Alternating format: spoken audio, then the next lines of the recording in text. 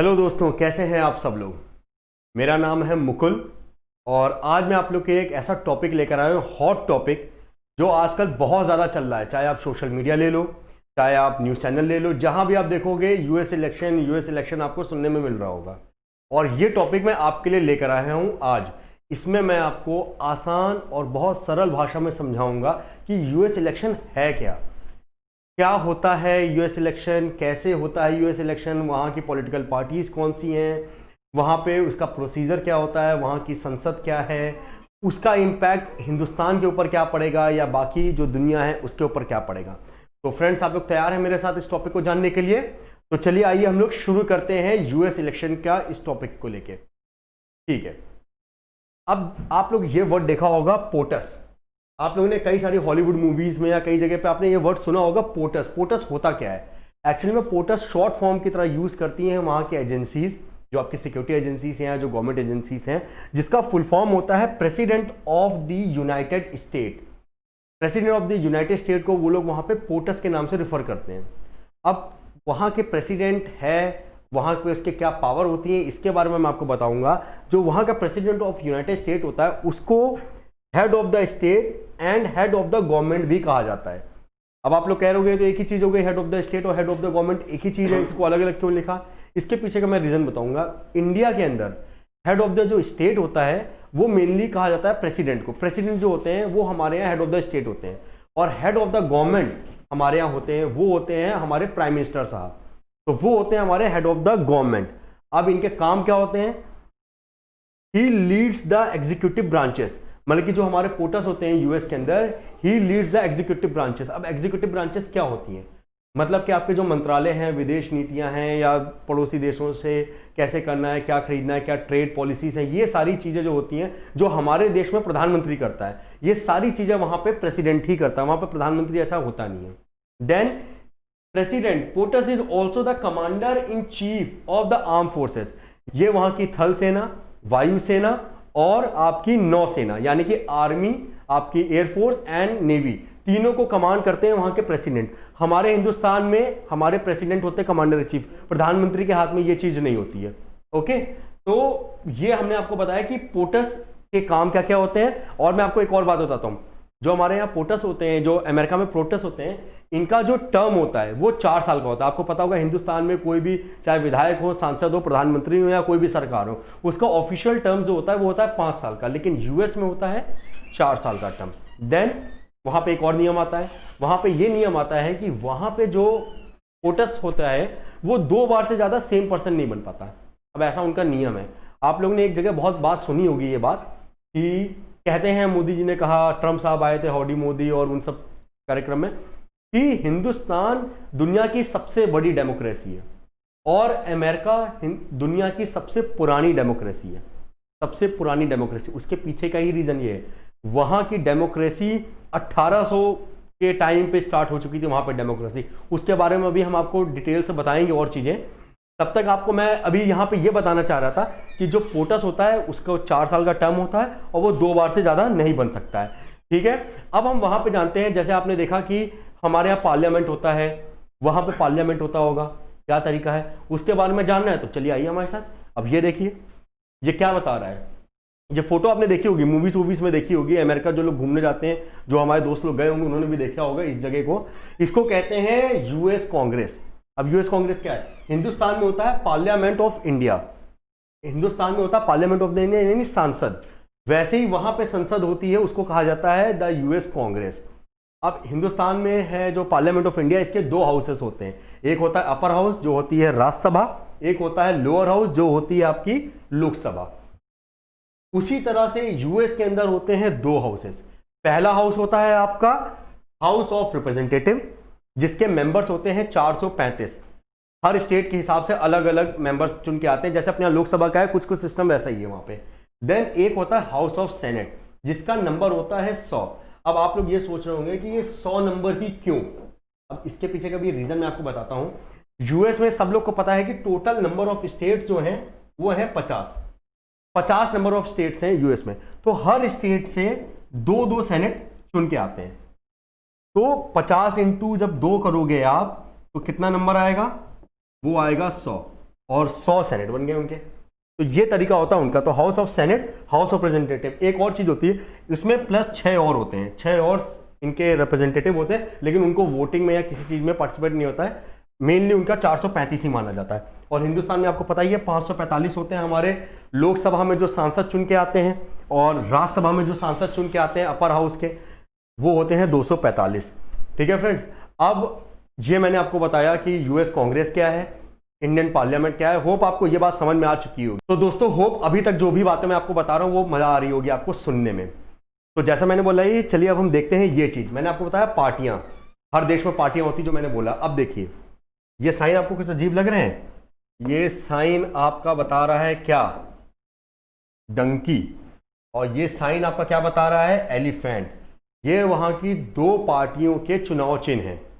एक का चुनाव चिन्ह है डंकी और एक का चुनाव चिन्ह है एलिफेंट। डंकी जो चुनाव चिन्ह है वो है आपकी डेमोक्रेटिक पार्टी का। डेमोक्रेटिक पार्टी, अरे वही जिसके ओबामा जी प्रेसिडेंट हुआ करते थे, 2 टर्म लगातार प्रेसिडेंट रहे थे वो। तो ओबामा जी इस पार्टी के प्रेसिडेंट थे। ये है आपकी डेमोक्रेटिक पार्टी। जियो बिदेन जो इस बार जीत के आए हैं वो भी इसी पार्टी के कैंडिडेट हैं। देन आपकी रिपब्लिकन पार्टी, जिसका आपका जो चुनाव चिन्ह है वो है एलिफेंट, जिसके ट्रम्प साहब थे। अब देखो आप लोग को लग रहा हो कि डंकी कौन बनाता है चुनाव चिन्ह। इसके पीछे की भी कहानी है, बड़ी मजेदार कहानी आपको मैं बताता हूं। एंड्रयू जैक्सन, ये इनके पहले प्रेसिडेंट कैंडिडेट थे। 1828 की बात मैं बता रहा हूं। डेमोक्रेट, अब मैंने आपको बोला था ना स्टार्टिंग में कि सबसे पुरानी इनकी डेमोक्रेसी है, मैं वही कह रहा था 1800 सदी। तो अब देखो एंड्रयू जैक्सन जो थे 1828 में, इनके जो पहले प्रेसिडेंट कैंडिडेट थे, बहुत एरोगेंट थे। इनके आसपास के लोगों को ये एकदम टाइट करके रखते थे। सब लोग एकदम मतलब कि समझ जाओ क्या। तो वो लोग इनको चिढ़ के गधा गधा बोलते थे कि अरे जैक है, जैक ऐसे, जैक ऐसे, इस तरह से बोलते थे। तो अब इन्होंने क्या किया, जो मोदी जी आज कहते हैं कि आपदा को अवसर में बदलो, इन्होंने उसी समय के आपदा को अवसर में बदला। और वो कैसे बदला, इन्होंने वो जो गधा गधा कह के इन लोगों को बदनाम करे थे, इन्होंने उसी वर्ड को, उसी डंकी वर्ड को अपना चुनाव चिन्ह बना लिया। तो मतलब कि आप लोगों ने सुना होगा ना, वो एक आया था कि किसी पार्टी ने बोला उनको बदनाम करने के लिए कि चौकीदार चोर है, तो उन्होंने बोला कि मैं भी चौकीदार। तो वो चौकीदार चोर है और पूरी दुनिया बोलने लगी मैं भी चौकीदार, तो उनका प्रचार ही हो गया।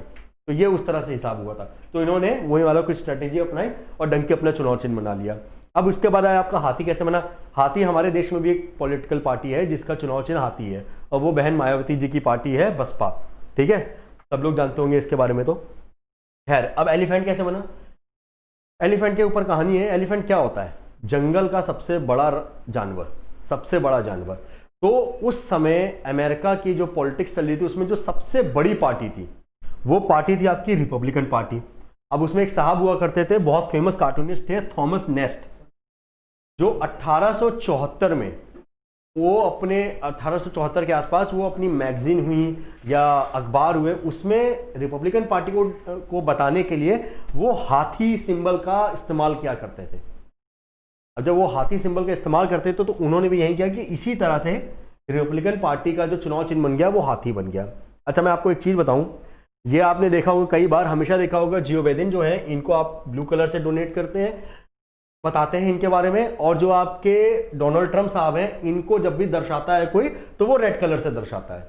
ये आपने देखा होगा। इसके पीछे का भी रीजन है, ब्लू कलर हमेशा यूज किया जाता है डेमोक्रेटिक पार्टी के लिए और रेड कलर यूज किया जाता है रिपब्लिकन पार्टी के लिए। जैसे होता है ना, हर पार्टी का अपना एक रंग होता है। हिंदुस्तान में तो उसके ऊपर बहुत सारी पॉलिटिक्स चली थी कि ये रंग मेरा, वो रंग तुम्हारा, केसरिया इनका, भगवा उनका, इस तरह से। तो ऐसे ही ये चीज़ अमेरिका में, खाली हिंदुस्तान ही इतना वो नहीं है, हर जगह में ऐसा होता है, रंगों का खेल हर जगह है। अब एक बात बताऊं, हर पार्टी की अपनी एक सोच होती है। कोई होती है राइट विंग, कोई होती है लेफ्ट विंग, किसी की कंजर्वेटिव सोच होती है, किसी की लिबरल सोच होती है। ये बहुत सारे हैवी वर्ड है। चलो इनको सरल शब्दों में समझाते हैं। ये आपके डेमोक्रेटिक पार्टी, इनको कहा जाता है ये लिबरल सोच वाले लोग हैं, लिबरल सोच होती है इनकी। और जो हमारे रिपब्लिकन पार्टी वाले होते हैं, इनको कहा जाता है ये कंजर्वेटिव सोच के होते हैं। जॉर्ज डब्ल्यू बुश, वो भी इन्हीं के प्रेसिडेंट हुआ करते थे। जब वो प्रेसिडेंट थे जॉर्ज डब्ल्यू बुश, तो वो भी इसी पार्टी से थे। उसके बाद ट्रम्प साहब बने। और अब्राहम लिंकन, आप लोगों ने नाम जरूर सुना होगा, वो भी इसी पार्टी के सबसे फेमस प्रेसिडेंट अमेरिका के, वो भी इसी पार्टी से आते थे, रिपब्लिकन से। और इनके तो बिल क्लिंटन का नाम सुना ही होगा, वो थे। तो चलिए मैं आपको बता रहा था कंजर्वेटिव सोच और लिबरल सोच के बारे में। अब सुनिए, कंजर्वेटिव सोच, इनका ये कहना होता है कि यूएस फर्स्ट, यूएस फर्स्ट, हर चीज में। मतलब कि हमारा जो यूएस है, उसी के नागरिकों को, आप लोगों ने सुना होगा इन्होंने वीजा ईजा के ऊपर कुछ बवाल किया था कि वीजा नहीं देंगे, बाहर के माइग्रेंट्स को रोकेंगे। मैक्सिको जो है, मैक्सिको की बॉर्डर और यूएस की बॉर्डर के बीच में इन्होंने दीवारी बना दी थी बहुत बड़ी सी कि वहां के लोग यहाँ पे आ ना सके। तो इनका ये सोच है कि खाली हम ही हम हैं। इनका ये कहना है कि नहीं भैया सबके साथ चलो, कल को किसकी जरूरत पड़ जाए किसी को नहीं पता। तो इनकी सोच है लिबरल। कुछ और भी इनके क्या कहते हैं उसको, मतभेद हैं आपसी, जैसे कि कुछ पॉलिसीज को लेके होता है। जैसे कि जो रिपब्लिकन पार्टी है, इनका एक बात कहना है कि हथियार, वेपन हर किसी के पास होने चाहिए। अमेरिका में आप लोग को पता है, जिनके भी जान पहचान वाले होंगे या आप लोगों ने कहीं सुना होगा कि अमेरिका में हथियार रखना is very much easy. Hindustan में हथियार रखने के लिए बहुत सारे लाइसेंस और क्या कहते हैं आपके कई सारे झंझट होते हैं। उनको ये प्राप्त करो, ये कागज दिखाओ, वो कागज दिखाओ, ऐसे किसी को देते नहीं। और जो देते भी हैं तो वो सिर्फ सेल्फ डिफेंस में ही देते हैं। अटैकिंग वेपन यहाँ पे दिए ही नहीं जाते हैं, लेकिन अमेरिका में आप आसानी से ले सकते हो। तो ये जो है ये एकदम सख्त खिलाफ है वेपन के। ये वेपन जो होता है कहते हैं कि नहीं, ये हमें नहीं देना चाहिए। और ये है they support to keep weapon, इनके साथ ये है। ठीक है, तो ये इस तरह से कुछ सोच है और मतभेद होते हैं। देखिए हर पार्टी के अंदर मतभेद होता है, तभी तो दो अलग अलग पार्टी बनेंगे। दोनों लोग एक ही चीज को हाँ बोलेंगे तो कहाँ से क्या होगा। चलो कोई बात नहीं, अब हम देखते हैं आगे के बारे में इसके। अब हम आपको जैसे बताया कि हमने हमारे ट्रम्प साहब थे, ये हमारे जियो बिदेन साहब है ना। अब आइए मैं आपको बताता हूं कि यूएस का इलेक्शन होता क्या है। कई लोगों ने ये बात सोची होगी कि यूएस के इलेक्शन में इतना समय क्यों लग गया। 3 तारीख को चुनाव हुआ, 8 तारीख को रिजल्ट आया, फिर स्टॉप द काउंट ट्रम्प साहब ने बोला, फिर अभी भी रिजल्ट आ रहा है 3 दिन 4 दिन। चलो मैं उसके पीछे का रीजन बताता हूँ। उससे पहले 2-4 बातें बताता हूँ। पहली चीज, जो आपका यूएस का इलेक्शन होता है इसमें प्रेसिडेंट के लिए कुछ 3 नियम होते हैं, बहुत इंपॉर्टेंट 3 से 4 नियम होते हैं। पहला नियम होता है उनका कि वो नेचुरल बॉर्न सिटीजन होना चाहिए यूएस का। मतलब कि ऐसा नहीं कि आप किसी और देश में पैदा हुए और फिर वापस आ गए, आपको वहीं का नेचुरल सिटीजन होना चाहिए। दूसरा, मिनिमम एज 35 होनी चाहिए। 35 मिनिमम एज तो हिंदुस्तान के जो इलेक्शन होते हैं उसमें भी 35 ही मिनिमम एज होती है, ये तो आप लोगों ने सबने देखा होगा। उसके बाद वो कम से कम यूएस में 14 साल से रह रहा हूं, ये भी नियम है वहां पे। हाँ चलिए अब आते हैं, मेनली 4 प्रोसेस होते हैं। एक प्रोसेस और होता है इनॉग्रेशन, वो भी मैं आपको बताऊंगा, लेकिन मेनली 4 प्रोसेस होते हैं। एक होता है प्राइमरी एंड कैस्कस, दूसरा प्रोसेस होता है नेशनल कन्वेंशन, तीसरा प्रोसेस होता है जनरल इलेक्शन और चौथा प्रोसेस होता है इलेक्टोरल कॉलेज। इलेक्टोरल कॉलेज बहुत सुना होगा इस वर्ड के बारे में हाल फिलहाल में। चलिए प्राइमरी एंड कैस्कस क्या होता है, अब मैं इसके बारे में बताता हूँ। क्या होता है, 50 स्टेट है। अब हर स्टेट में कई सारे पार्टी के अपने मेंबर हैं, समर्थक हैं, ऑडियंस है। तो ये लोग क्या करते हैं कि सब लोग एक जगह इकट्ठा होते हैं, वहां पे आके ये लोग डिसाइड करते हैं कि हम अपना डेलीगेट चुनेंगे। वो डेलीगेट जो नेशनल कन्वेंशन में जाके अपने प्रेसिडेंट को चुनेगा। समझाते हैं इसको, मतलब मैं समझाता हूं आपको। जैसे कि आप मान लो इस पार्टी के समर्थक हो, आपके आसपास 10-12 लोग और हैं, 25-30 लोग और हैं, सब लोग हैं। अब सब लोग एक जगह इकट्ठा होंगे, या तो वो ओपन पार्क हो सकता है, क्लोज चैम्बर हो सकता है, या कोई ऑडिटोरियम, कहीं भी आप सब लोग एक साथ इकट्ठा हो गए, एक विचारधारा के लोग, सब लोग वहां पर चुन के अपना एक डेलीगेट चुनेंगे। इस तरह से यूएस के जितने स्टेट होते हैं हर जगह पे होता है प्राइमरी प्रोसेस। कैस्कस क्या होता है, कैस्कस भी कुछ इसी तरह से होता है। कैस्कस और प्राइमरी, कुछ जगह पे जहां प्राइमरी होता है वहां कैस्कस नहीं होता, जहां कैस्कस होता है वहां प्राइमरी नहीं होता, कुछ जगहों पे दोनों होता है। कैस्कस में एक छोटा सा फर्क ये होता है कि कहते हैं जो मान्यता प्राप्त सदस्य हैं खाली वही लोग इसमें पार्टिसिपेट कर सकते हैं। खैर, अब इन्होंने अपने डेलीगेट चुन लिए, ठीक है। अब भाई साहब दूसरा आएगा प्रोसेस, वो होता है नेशनल कन्वेंशन। नेशनल कन्वेंशन बहुत इंपॉर्टेंट प्रोसेस होता है। इसमें क्या होता है, अपना प्रेसिडेंट कैंडिडेट ये दुनिया को, मीडिया को और पूरे विश्व को बताते हैं कि ये हमारा प्रेसिडेंट का कैंडिडेट बनेगा। ये होता है नेशनल कन्वेंशन। अच्छा मैं आपको बताऊं, हम ये मैंने बताया था डेमोक्रेटिक पार्टी, डेमोक्रेटिक। अच्छा मैं आपको एक और बात बता दूं चलते चलते, इसमें आपको आगे चलते जरूरत पड़ेगी। अमेरिका के जो इलेक्शंस होते हैं इसमें डेट्स का बहुत मान्यता होती है। डेट्स फिक्स होते हैं। एक बात तो ये कही जाती है कि अमेरिका में इलेक्शन कभी डिले नहीं हो सकते। जो डेट फिक्स कर दी गई वो डेट फिक्स कर दी गई। प्रथम विश्व युद्ध में भी अमेरिका के इलेक्शन नहीं रुके थे, द्वितीय विश्व युद्ध में भी नहीं रुके थे। अभी कोरोना काल चल रहा था, कई जगह पे डिले हो गया था, लेकिन नहीं, इन लोग का वैसे ही चल रहा था। खैर, जो वहां पे डेमोक्रेटिक पार्टी है आपकी, जो डेमोक्रेटिक पार्टी है उसका जो नेशनल कन्वेंशन होता है वो कहते हैं जुलाई में ही होता है। और जो आपकी वहां पे रिपब्लिकन पार्टी है ट्रम्प साहब वाली, उसका नेशनल कन्वेंशन होता है, वो होता है अगस्त में, ठीक है। और ये जो प्राइमरी कॉकस होता है ये मेनली फेब एंड मार्च में हो जाता है ये चीज, ठीक है दोस्तों। तो चले यहां तक हो, आप लोग को अच्छा लग रहा होगा, समझ में आ रहा होगा जो मैं कोशिश कर रहा हूं समझाने की आप लोग को। और जैसा भी हो प्लीज मेरे को कमेंट बॉक्स में बताइएगा, चैनल को लाइक करो, सब्सक्राइब करो। खैर चलिए अब हम लोग आगे बढ़ते हैं। तो नेशनल कन्वेंशन में मैंने क्या बताया कि सारे डेलीगेट जो चुने जाते हैं पूरे स्टेट से, वो लोग आते हैं, जुड़ते हैं, वहां पे एक साथ बैठते हैं, वहां पे जाके ये लोग अपना डिसाइड करते हैं कि हमारा प्रेसिडेंट का कैंडिडेट कौन बनेगा। साथ में ये लोग एक और चीज डिसाइड करते हैं, वो होती है रनिंग मेट। रनिंग मेट, देखिए अब आप सोच होंगे रनिंग मेट क्या हुआ। हाँ, तो रनिंग माने कि साथी, हमारा रनिंग मेट, प्रेसिडेंट का साथी कौन होता है, वाइस प्रेसिडेंट। अच्छा आप लोगों को एक फैक्ट बताऊं, मतलब कि एक मजेदार बात बहुतों को पता होगी, जो जियो बिदेन साहब जो हैं, जो इस बार प्रेसिडेंट बने हैं, बराक ओबामा के टाइम पे ये वाइस प्रेसिडेंट थे, यानी कि ये बराक ओबामा के रनिंग मेट थे। ओके, तो उस नेशनल कन्वेंशन में ये लोग अपना प्रेसिडेंट तो बताते ही बताते हैं, और साथ में ये लोग अपना रनिंग मेट यानी कि वाइस प्रेसिडेंट कौन होगा इसके बारे में भी बता देते हैं, ठीक है। इसके बाद होता है हमारा जनरल इलेक्शन। अब जनरल इलेक्शन जैसे हमारे इलेक्शन होते हैं, इसी तरह से जनरल इलेक्शन, जहां पे आम जनता, आम पब्लिक जो सबकी मालिक है, वो जाती है वोट डालने के लिए। अब देखिए ये ज्यादातर नवंबर के पहले ट्यूसडे को होता है। नवंबर की, जैसे इस बार हुआ था 3 नवंबर को। 3 नवंबर को कौन सा दिन था आप लोग देखेंगे, अभी पाएंगे ट्यूसडे ही था। हाँ, तो जनरल इलेक्शन होते हैं 3 तारीख को। अब ये लोग क्या करते हैं, ये लोग जनरल इलेक्शन जब होता है वहां पे 3 नवंबर को या जो भी होता है, तो ये इलेक्टर को वोट देते हैं। अब इलेक्टर कौन होते हैं, जैसे हमारे यहाँ होते हैं ना कि मोदी जी जैसे पीएम तो बने, लेकिन मोदी जी हर जगह से जाके चुनाव नहीं लड़ेंगे ना, उनके रिप्रेजेंटेटिव भाजपा के खड़े किए हुए सांसद या कांग्रेस के खड़े हुए किए हुए सांसद उस तरह से रिप्रेजेंटेटिव होते हैं। तो इलेक्टर्स होते हैं, उनको इलेक्टर्स वहां पे टर्म से बताया जाता है। तो वो होते हैं, कुल उनकी संख्या होती है 538। तो 3 तारीख को सारी आम जनता जाके इन इलेक्टर्स को वोट दे देती है, ठीक है भाई साहब। अब वोट दे दिया, अब उसके बाद क्या होगा, जब 3 तारीख को वोट दे देंगे तो उसके बाद आता है इलेक्टोरल कॉलेज। अच्छा अब देखो एक मजेदार बात बताऊं, हिंदुस्तान में क्या होता है, आपने सांसदों को वोट दिया, फटाफट रिकॉर्डिंग मतलब कि आपकी काउंटिंग में रिजल्ट आ गया, रिजल्ट में आया कि भाई 272 से ज्यादा इनकी सीटें पा गए, ये बन गए। लेकिन वहां पे ऐसा नहीं होता, वहां पे इसके बाद भी एक छोटा सा ट्विस्ट होता है। वैसे ट्विस्ट कहने की बातें होती है, ट्विस्ट होता नहीं है। उसके बाद क्या होता है, आता है इलेक्टोरल कॉलेज। अब इलेक्टोरल कॉलेज क्या होता है, ये बहुत जानने वाली मजेदार चीज है। इलेक्टोरल कॉलेज होता है ये, अब जैसे आपको मैं बताता हूं, इसके मदद से मैं आपको बता पाऊंगा इलेक्टोरल कॉलेज क्या है। ये आपका अमेरिका का नक्शा है ना, ये इस बार का जो इलेक्शन हुआ है उसके बाद का दिया गया नक्शा है कि कौन पार्टी कितना जीती, कहाँ जीती, क्या जीती, ये सारी बातें इसमें है। तो मैं आपको इलेक्टोरल कॉलेज के बारे में बताता हूँ। इलेक्टोरल कॉलेज में ये होता है कि जो हमारे जीते हैं, जो इलेक्टर्स जीते हैं, वो जाके वोट करते हैं दिसंबर में फिर कि हमारे इसको फाइनली प्रेसिडेंट बनाओ, और वो वोट करते हैं दिसंबर में, और वो वोट जाता है आपका यूएस कांग्रेस के पास, जो वहां की संसद है उसके पास जाता है, और संसद में उन वोट्स की काउंटिंग होती है जनवरी में।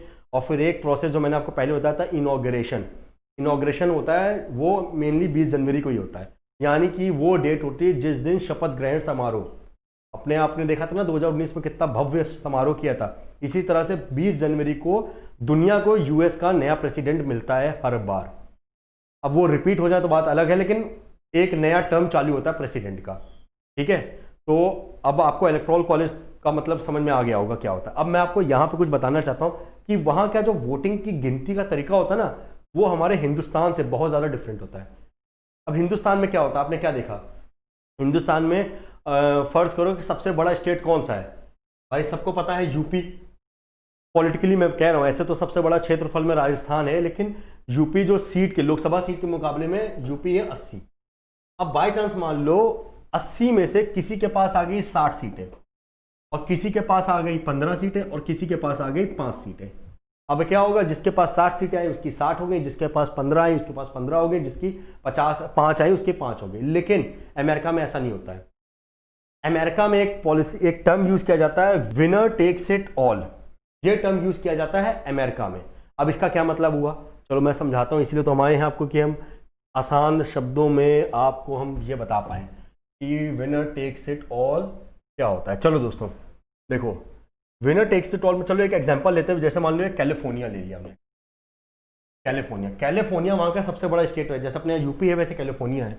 यहाँ पे टोटल इलेक्टर्स की जो संख्या है वो होती है 55। अब क्या है, बाय चांस मान लो इसमें से पार्टी दो हैं, ए और बी। ए ने जीते 33 और बी ने जीते 22। ठीक है, तो अब हिंदुस्तान होता तो क्या होता, बी वाले के पास 22 सीटें होती, उसके पास 33 सीटें होती। लेकिन वहां पे विनर टेक्स इट ऑल होता है, मतलब कि इन दोनों में जिसकी मेजोरिटी है, तो इस केस में इसकी है, वो कुल 55 की 55 सीटें अपने साथ ले जाएगा। बहुत नाइंसाफी है ये वहां पे, क्या करें, लेकिन है तो है, वहां की ओल्डेस्ट डेमोक्रेसी, उनके यही नियम बने हुए हैं। तो वहां पे होता है, तो इसीलिए वहां पे एक टर्म निकल के आया स्विंग स्टेट। स्विंग स्टेट बहुत ज्यादा इंपॉर्टेंट होता है। वहां पे क्या होता है, इसी के लिए कहा जाता है स्विंग स्टेट, कि बाई चांस मान लो, जैसे एग्जांपल ले लो फ्लोरिडा, ये नीचे में है कि फ्लोरिडा। अब फ्लोरिडा में टोटल सीटें हैं 29। अब किसी एक ने जीती यहाँ पे 15, किसी एक ने जीती यहाँ पे 14, तो एकदम कांटे का टक्कर है, खाली एक सीट से रह गया। लेकिन स्विंग स्टेट हो जाएगा कि जो भी यहाँ पे जीतेगा, जैसे कि अगर यहाँ पे ट्रम्प साहब जीत जाए, या यहाँ पे अगर रिपब्लिकन वाले, वो आपके डेमोक्रेट वाले जीत जाए, तो वो पूरी की पूरी सीटें उठा के ले जाएंगे। तो ये हो जाता है आपका स्विंग स्टेट। देखा, कुछ अजीब तरीका है ना। हिंदुस्तान में तो ऐसा नहीं होता है, लेकिन ठीक है, वो होता है तो होता है भाई, हम क्या कर सकते हैं। चलिए कोई नहीं। अब मैं आपको बताऊं, मैंने आपको कहा था ना डेट्स की बहुत ज़्यादा मान्यताएं होती हैं वहाँ पे, मतलब कि डेट एकदम फिक्स होती है। हिंदुस्तान में तो क्या होता है, इलेक्शन हर बार, हर 5 साल बाद किसी नई तारीख में इलेक्शन होता है, लेकिन वहाँ ऐसा नहीं होता है। वहाँ पे क्या होता है, 3 नवंबर को जनरल इलेक्शन की डेट होती है। नेशनल कन्वेंशन जो होता है आपका, वो हर जुलाई या अगस्त में हो ही जाता है। अच्छा, वहाँ पे और भी पार्टियां होती हैं, मैंने आपको बताया था कि वहाँ पे ये दो तो पार्टियां होती हैं, उसके अलावा कुछ और पार्टियां होती हैं, जैसे कि आपकी एक है ग्रीन पार्टी, एक है लिबर्टेरियन पार्टी, एक है पॉपुलर डेमोक्रेटिक पार्टी। इस तरह से करके उनकी बहुत सारी पार्टियां हैं वहाँ पे और भी। खैर, तो नेशनल कन्वेंशन हो जाता है आपका जुलाई अगस्त में, ऑलमोस्ट कंप्लीट हो जाता है। देन आपका क्या होता है, उसके बाद आपका आता है नेशनल कन्वेंशन हुआ, उसके बाद आपका आ गया जनरल इलेक्शन, जो आपको मैंने बताया कि हर ट्यूसडे, मतलब कि जो पहला आपका ट्यूसडे पड़ेगा उसमें होता है। उसके बाद आपका आता है इलेक्टोरल कॉलेज, जिसमें जो इलेक्टर्स चुन के आते हैं वो वोट दिसंबर में करते हैं। फिर दिसंबर के बाद मैंने बताया वो यूएस कांग्रेस में जाता है, वहाँ पे काउंटिंग होती है, और इनॉग्रेशन उनका प्रोसेस होता है, जिसमें वो अपने प्रेसिडेंट को ऑफिशियली अनाउंस करते हैं। वो होती है 20 जनवरी डेट। ठीक है, तो ये चीज़ होती है। अब इसकी जो काउंटिंग होती है 3 नवंबर की वोट जने, वो हमेशा 8 नवंबर को होती है। इस बार ऐसा हुआ था कि 8 नवंबर को काउंटिंग तो हो गई थी, लेकिन उसमें कुछ डिले आने लगा था। उस डिले के पीछे का रीज़न ये था कि कोरोना काल चल रहा था। कई लोगों ने बोला कि हम बैलेट पेपर से वोटिंग कर देंगे, तो उन्होंने बैलेट पेपर पोस्टल के थ्रू मंगवा लिए। लेकिन फिर इलेक्शन हो गया तो वो इलेक्शन करने चले गए। अब जियो बिदेन साहब ने कहा कि हमारे लोग जाओ, जाके ज़्यादा से ज़्यादा वोट दो, या बैलेट पेपर से भी वोट दो। ट्रम्प साहब का मतलब कि उनका अपना इंटरनल मैटर चल रहा था जो भी था, लेकिन ट्रम्प साहब उसको लेके चले गए कोर्ट। जीत तो गए हैं, लेकिन ट्रम्प साहब चले गए कोर्ट जियो बिदेन के खिलाफ, और कहने लगे थे, ट्विटर पर आप लोगों ने बड़ा फेमस देखा होगा, स्टॉप द काउंट करके एक वो चला था उनका, उन्होंने ट्वीट किया था। तो दोस्तों मेरे ख्याल से अभी तक आपको यहाँ तक तो समझ में आ गया होगा कि इलेक्शन का प्रोसेस क्या होता है, क्या क्या पार्टियां हैं वहाँ की, वो पार्टियां कैसे बनी, क्या बनी। आपको ये बातें मैंने समझाई और होप आपको समझ में आया। चलिए अब दोस्तों मैं आपको बताता हूँ कि ये जो हुआ है ट्रम्प और जो बिडेन के खिलाफ, मतलब के बीच में जो चुनाव हुआ, या जो दो पार्टियों के बीच में चुनाव हुआ, इसका इंडिया को लेके, इंडिया पे या बाकी की दुनिया के ऊपर क्या असर पड़ेगा। क्योंकि हमें तो देखो क्या मतलब है, यूएस का इलेक्शन हुआ, हमारी जनरल नॉलेज बढ़ा दी, बहुत अच्छी बात है, लेकिन हम पे क्या असर पड़ेगा। अब इस असर को जानने के लिए आइए हम जानते हैं, कुछ पॉइंट्स पर बात करते हैं। तो ये बने फाइनली हमारे जियो बिडेन साहब। ये इंडिया के लिए कैसे होंगे, क्या होंगे, इसके बारे में मैं आपको बताता हूँ। चलिए, बराक ओबामा सबसे फेमस, सबसे coolest president of US, United states कहे जाते हैं। कई लोगों को पता होगा, पर्यावरण को लेके बहुत ज़्यादा, अच्छा पर्यावरण को लेके इनकी पार्टी बहुत ज़्यादा जागरूक है। ये पर्यावरण के ऊपर बहुत ज़्यादा मानते हैं।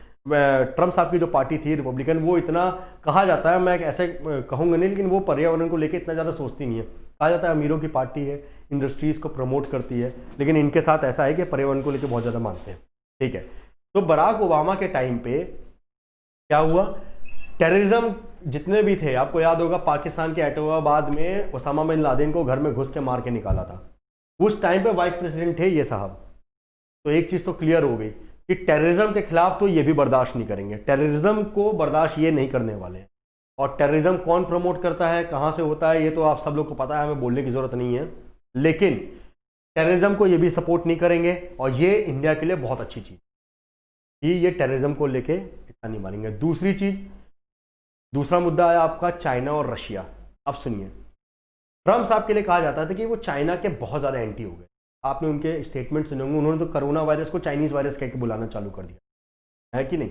लेकिन इनके लिए इतना कहा जाता है कि ये इतने ज़्यादा एंटी चाइना नहीं है, ये थोड़े थोड़े प्रो चाइना कहा जाता है।